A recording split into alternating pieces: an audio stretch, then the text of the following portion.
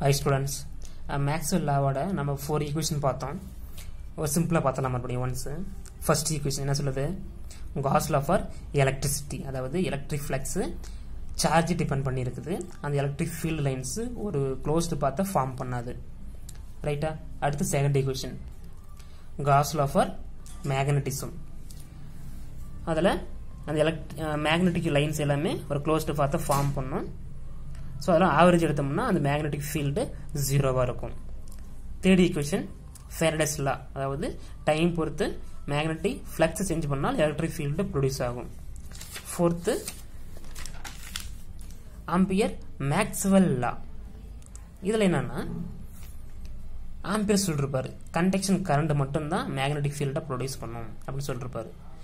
But Maxwell அது கூட include பண்ணி conduction current plus displacement current or electric field, அதாவது மின்புலம் அல்லது இடப்பெயர்ச்சி மின்னோட்டம் அதுவும் magnetic field ப்ரொடியூஸ் பண்ணனும்னு அவர் ப்ரூவ் பண்ணிருப்பார் தியரட்டிக்கலா.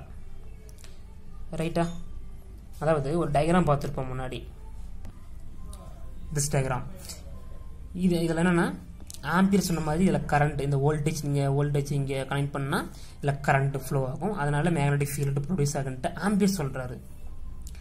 அடுத்து மைக்கேல் ஃபாரடே என்ன சொல்றாருன்னா இந்த மேக்னெட்டிக் ஃபீல்டுனால இங்க இந்த பிளேட்ல சார்ஜ் அதாவது எலக்ட்ரிக் ஃபீல்ட் ப்ரொடியூஸ் ஆகும். இங்க வோல்டேஜ் இன்க்ரீஸ் பண்ணா இந்த சார்ஜ் பிளேட்ல சார்ஜ் இன்க்ரீஸ் ஆகும் அப்படின்ட்டு மைக்கேல் ஃபாரடே சொல்றாரு. அதாவது சிம்பிளா சொல்லணும்னா இங்க மேக்னெட்டிக் ஃபீல்ட் சேஞ்ச் பண்ணால் இங்க எலக்ட்ரிக் ஃபீல்டும் ப்ரொடியூஸ் ஆகுது, which means சேஞ்ச் ஆகுது. இங்க சேஞ்ச் பண்ணால் இதுல ப்ரொடியூஸ் ஆயிட்டு சேஞ்ச் ஆகுது. ரைட்டா? அப்படின்ட்டு மைக்கேல் ஃபாரடே சொல்லிட்டாரு. அதுக்கடுத்து மேக்ஸ்வெல் என்ன சொல்றாருன்னா இந்த எலக்ட்ரிக் ஃபீல்டு சேஞ்ச் ஆனால் இதுல டிஸ்பிளேஸ்மெண்ட் கரண்ட் ப்ரொடியூஸ் ஆகும், அதனால இதுல மேக்னெட்டிக் ஃபீல்டு ப்ரொடியூஸ் ஆகும் அப்படின்ட்டு மேக்ஸ்வெல் சொல்றாரு. அப்ப இங்க வோல்டேஜ் வேரி பண்ண இங்க மேக்னெட்டிக் ஃபீல்ட் சேஞ்ச் ஆகுது, எலக்ட்ரிக் ஃபீல்ட் சேஞ்ச் ஆகுது, இங்க டிஸ்பிளேஸ்மெண்ட் கரண்ட் ப்ரொடியூஸ் ஆகி இங்க மேக்னெட்டிக் ஃபீல்ட் ப்ரொடியூஸ் ஆகுது. அதே மாதிரி தொடர்ச்சியா நடந்துகிட்டே இருக்கும்போது என்ன நடக்கும்? என்ன ஆகும்? நாம இதில் பார்த்துருப்போம் ஃபோர்த் லெசன்ல எல்சி ஆசிலேஷன் பார்த்தோமா, லாஸ்டா பார்த்துருப்போம்.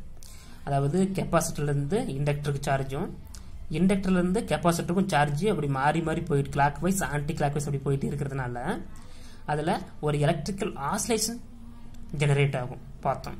ரைட்டா?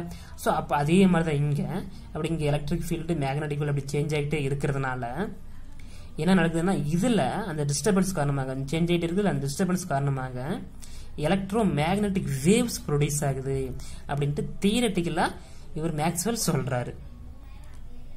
ஓகேவா? ஸோ இது ஒரு important 5 mark question, very simple தான், 4 ஈக்குவேஷன் தான். ஸோ பொறுமையா பாருங்க. Okay, thank you.